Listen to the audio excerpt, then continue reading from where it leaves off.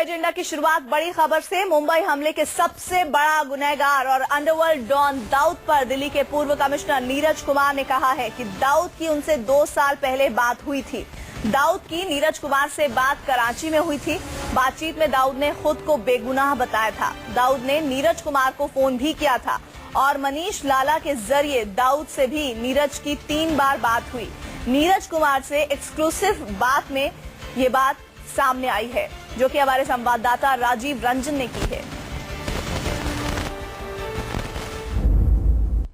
दाऊद को से पहली बार आपने बात की तो उसने शायद कहा कि अरे साहब आप क्या जानना चाहते हो? नहीं, उसने कहा कि आपको क्या लगता है। मैंने कहा कि सुना है कि आपने मनीष लाला को ये कहा कि आप मुझसे कुछ कहना चाहते हैं, तो बताइए क्या कहना चाहते हैं। तो उसने कहा कि पहले ये बताइए कि आपको क्या लगता है कि मैं बॉम्बे बॉम्ब ब्लास्ट में इन्वॉल्व हूं। तो मैंने कहा कि सवाल का जवाब आप सवाल से क्यों देते हैं, आप मेरे सवाल का जवाब दीजिए। और बॉम्बे बॉम्ब ब्लास्ट में इन्वॉल्व हूं। तो मैंने कहा कि सवाल का जवाब आप सवाल से क्यों देते हैं, आप मेरे सवाल का जवाब दीजिए और काम की बात कीजिए, क्योंकि मेरे पास वक्त नहीं है। तब फिर उसने धीरे धीरे बातें बतानी शुरू की। उसके बात करने का मकसद ये था कि मैं बम्बई बॉम्ब ब्लास्ट में इन्वॉल्व नहीं हूं। वो बार बार ये उस बातचीत से ऐसा लगता है कि वो बार बार ये कहना चाहता था दाऊद इब्राहिम कि ये टाइगर मेमन का काम है जी। क्योंकि उस किताब में आपने ये भी लिखा कि उसने कहा कि अगर मेरे लड़कों का काम होता तो कोई वहां पे मैं छोड़ता नहीं, मैं कोई ऐसा काम करता कि आप मुझसे लिंक नहीं कर पाते केस को, और मुझे हथियार भेजने की जरूरत नहीं है, हथियार वहां बहुत है। तो फिर मैंने पूछा कि आपके लड़कों के पास हथियार बहुत है, लेकिन क्या उनके पास RDX भी बहुत है इतना बॉम्ब ब्लास्ट करवाने के लिए? तो उस पर थोड़ा वो शक पकाया और फिर उसने बात बदलने की कोशिश की। तो इस टाइप की बात हुई थी उससे। तो जब आप बात कर रहे थे तो ये पता चल पाया वो कराची में था या दुबई में था? कराची में था, ये तो मुझे पता था। तो और कितनी लंबी बात हुई ये तीनों आपकी? लंबी बातें हुआ करती थी, 20 मिनट, आधा घंटा, लंबी बातें हुआ करती थी। ये भी इस किताब में जो चैप्टर आपका दाऊद पे है, उसको पढ़ने पे ये भी लगता है कि दाऊद आपकी बातचीत से कुछ कन्विंस हो गया था कि वो इंडिया आ सकता है। नहीं, मैं ये तो क्लेम नहीं करूंगा कि मेरी बातचीत की वजह से वो, लेकिन बातचीत करने में वो अपनी चालाकी दिखा रहा था, अपनी इनोसेंस प्रूव करने की कोशिश कर रहा था।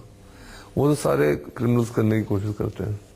नहीं, क्या ऐसी भी शर्तें उसने रखी थी बातचीत के दौरान कि मैं इंडिया आऊं अगर मेरे साथ ये हो ये हो? नहीं, बात वहां तक नहीं पहुंची थी। जी, मेरे साथ नहीं पहुंची थी। और लोगों से भी सुना है मैंने, उसकी बातचीत हुई थी, उन लोगों को उसने कहा था। इसी किताब में एक जगह और आपने लिखा है कि अभी 2 साल पहले दाऊद ने आपके मोबाइल फोन पर फोन किया था। ऐसा मैं कॉन्फिडेंस के साथ नहीं कह सकता, लेकिन मुझे ऐसा लगा कि उसी की आवाज है। उसने कहा कि भाई अब तो आप रिटायर हो रहे हैं, अब तो मेरा पीछा छोड़ दो, अब क्यों मुझे मैच फिक्सिंग में उसमें लपेटते हो। तो दाऊद पर इस अहम खुलासे पर बातचीत करने के लिए हमारे साथ न्यूज रूम से राजीव रंजन हमारे सहयोगी जुड़ रहे हैं, जिन्होंने नीरज कुमार का ये इंटरव्यू लिया है। सवाल ये पहले राजीव आपसे कि आखिर ये सारी बातें अब नीरज कुमार के हवाले से सामने आ रही है, जिसमें ये बात स्पष्ट होती दिख रही है कि दाऊद ये स्वीकार कर रहा है कि वो गुनहगार नहीं है मुंबई बम धमाकों का, मुंबई का सबसे बड़ा गुनहगार जिसे हम मानते आ रहे हैं। ये सारी बातें आज सामने आ रही है, इसे किस तरह से देखा जा रहा है? देखिए, नीरज कुमार जो कि पूर्व पुलिस आयुक्त है दिल्ली पुलिस के, उन्होंने किताब लिखी है डायल D फॉर डॉन। वो किताब 3-4 दिन के बाद मार्केट में आने वाली है। इस किताब में 11 ऑपरेशंस के बारे में नीरज कुमार ने बताया जो CBI में रहते हुए उन्होंने जिन जिन जांच में वो शामिल थे, उसी में एक चैप्टर दाऊद इब्राहिम पर है कि दाऊद इब्राहिम से उनकी बातचीत कैसे हुई। और उसमें उन्होंने जिक्र किया कि मनीष लाला, एक जो दाऊद इब्राहिम का लीगल मिनिस्टर, लॉ मिनिस्टर कहा जाता था, उससे किसी तरह से इनकी मुलाकात हुई। जेल में जाके आर्थर रोड जेल में नीरज कुमार मिले, फिर वो सीबीआई ऑफिस दिल्ली में आया एक दूसरे केस में रिमांड लेकर के, हालांकि उसमें वो कहीं से आरोपी साबित भी नहीं हुआ, और उसने आकर के कहा कि आपको दाऊद इब्राहिम से बात करनी चाहिए। और उसने फिर एक सीक्रेट फोन नंबर सीबीआई में नीरज कुमार के दफ्तर में लगा हुआ था, उस सीक्रेट फोन नंबर से वो कई जगह कॉन्फ्रेंसिंग करते हुए दाऊद इब्राहिम तक पहुंचा था। और जब दाऊद इब्राहिम लाइन पर आया तो उसने कहा कि सीबीआई के एक अधिकारी हैं, बहुत अच्छे अधिकारी हैं, इनसे आपको बातचीत करना चाहिए, अपनी बात इनको रखनी चाहिए, इनसे मैं मिला हूं और बहुत इनसे कन्विंस्ड हूं और बहुत ज्यादा इंप्रेस्ड हूं। तो उसके बाद दाऊद इब्राहिम लाइन पर आया और नीरज कुमार के साथ 10 जून 1994 को उसकी पहली बातचीत हुई। इसके बाद 20 जून 1994 और 22 जून 1994 3 बार ये बातचीत नीरज कुमार और दाऊद इब्राहिम में हुई। और इन 3 लंबी बातचीत हुई, उसमें बार बार वो कहता था, नीरज कुमार अपने पुलिस अधिकारी की तरह उसको इंटरोगेट कर रहे थे और दाऊद इब्राहिम अपनी बेगुनाही के एक से एक सबूत दे रहा था। उसी बातचीत में दाऊद इब्राहिम ने यह भी कहा था कि मुंबई बम धमाके में उसका कोई हाथ नहीं है, टाइगर मेमन का इसमें हाथ है। उसने ये भी कहा था कि उसके लड़कों के पास हथियार बहुत है। तो नीरज कुमार ने पूछा कि हथियार बहुत है तो आरडीएक्स भी है क्या? तो उसने कहा अगर मैं ये सब करता तो वहां ऐसे सबूत छोड़ के नहीं आता, मेरे लड़के वहां बहुत है। तो इस तरह की बातचीत होती जा रही थी। लेकिन 3 बार की बातचीत के बाद, ये 15 दिनों के भीतर 3 बातचीत हुई, उसके बाद तत्कालीन सीबीआई डायरेक्टर केवीआर राव पर यह बात जाती है कि उन्होंने नीरज कुमार से कहा कि ये बातचीत तुम बंद कर दो। तो दाऊद इब्राहिम के साथ एक सीनियर पुलिस ऑफिसर की जो बातचीत हो रही थी, वो सीबीआई के डायरेक्टर के कहने पर, सीबीआई के बड़े अधिकारी के कहने पर वो बातचीत रोक दी गई। अब ये इसके पीछे तर्क कई तरह के दिए जा रहे हैं, लेकिन ये बड़ा सवाल है कि जब दाऊद इब्राहिम से एक बातचीत का रास्ता खुला था तो फिर वो रुक क्यों गया। दूसरी बात यह है कि नीरज कुमार वो अधिकारी हैं, इससे एक बात ये भी पता चलती है कि जब IPL 6 की मैच फिक्सिंग की जांच हो रही थी तो नीरज कुमार उस समय दिल्ली के पुलिस आयुक्त थे, पुलिस कमिश्नर थे। उस वक्त उनके मोबाइल फोन पर एक अननोन नंबर से फोन आया और फोन उठाने के बाद नीरज कुमार कहते हैं कि वो आवाज दाऊद इब्राहिम की है, क्योंकि उन्होंने लंबी बातचीत की थी। तो क्योंकि वो जब भी नीरज कुमार से बात करता था तो वो कहता था अरे साहब। तो उसने फोन उठाते ही नीरज कुमार को बोला कि अरे साहब, अब आप तो रिटायर होने वाले हो, अभी क्यों पीछे पड़े हो। तो IPL 6 की जो फिक्सिंग का सिरा था वो दाऊद इब्राहिम तक जाता था। और नीरज कुमार चूंकि इस तरह के अधिकारी थे तो उनका फोन नंबर भी, उनका पर्सनल दिल्ली के पुलिस आयुक्त का नंबर भी दाऊद इब्राहिम के पास था और उसने कॉल करके ये बातचीत उनसे की।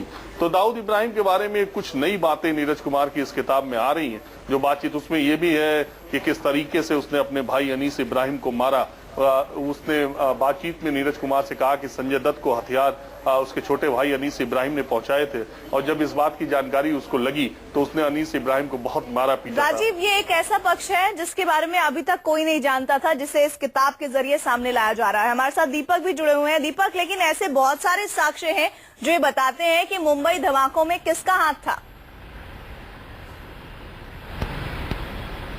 जी, जाहिर सी बात है, जिस तरीके से पूरा धमाके की साजिश रची गई थी और टाइगर मेमन जिस तरीके से अपने गुर्गों के साथ पूरी प्लानिंग रचने के बाद ब्लास्ट से कुछ घंटे पहले ही वो मुंबई से बाहर चला जाता है। कहीं ना कहीं ये दाऊद के इशारे पे किया गया था और दाऊद खुद मुंबई और भारत से बाहर था। ऐसे में दाऊद का ये कहना, अपनी सफाई देना नीरज कुमार से, ये अपने आप में कई सवाल खड़े करता है। लेकिन दाऊद ये हमेशा पहल करते आया है कि वो अपने आप को बेगुनाह साबित कर सके, अपने आप को ये बता सके कि 1993 बम धमाकों में उसका हाथ नहीं है। लेकिन जिस तरीके से नीरज कुमार से बातचीत हुई है, तीन बार बातचीत हुई है, 93 बम धमाकों के बाद 94 एक साल के अंदर, उसके बाद मैच फिक्सिंग के दौरान जो बात हुई है, चौथी बातचीत हुई है। ऐसे में कहीं ना कहीं सवाल खड़े करता है कि दाऊद किस तरीके से मुंबई पुलिस पे या मुंबई जो ऑफिसर थे उन पे भरोसा ना करते हुए सीबीआई और दिल्ली पुलिस पर भरोसा करता था। और यही वजह, ये अभी बात कुछ दिन समय पहले भी सामने आई, जब छोटा राजन जब गिरफ्तार हुआ तो उसने भी बाली में बात ये कही कि मुझे मुंबई नहीं जाना है, वहां पर दाऊद के कुछ ऐसे खास आदमी है या कहे हैं कि कुछ पुलिस ऑफिसर है जो दाऊद के संपर्क में है, ऐसे में मुझे दिल्ली शिफ्ट कर दिया जाए। ये कहीं ना कहीं सवाल था और दाऊद यही वजह है कि वो सीबीआई या फिर कहे कि दिल्ली पुलिस के संपर्क में रहा और नीरज कुमार के संपर्क में रहा, जहां पर उसने अपनी बात करनी चाहिए, अपनी बात रखनी चाहिए कि जो अपने आप को बेगुनाह साबित कर सके 1993 और बम धमाकों को इसमें लेकर। कुछ तथ्य और भी ऐसे हैं जिन्हें समझने की आवश्यकता है कि आखिर नीरज कुमार से ही, जो कि उस वक्त के दिल्ली पुलिस कमिश्नर थे, क्यों दाऊद ने अप्रोच किया, जो कि किताब के आधार पर बात निकलकर सामने आ रही है। ये भी एक जानकारी और चर्चा का विषय हो सकता है। राजीव, आपका न्यूज रूम से जानकारी के लिए शुक्रिया, साथ ही साथ दीपक, बातचीत के लिए आपका भी धन्यवाद।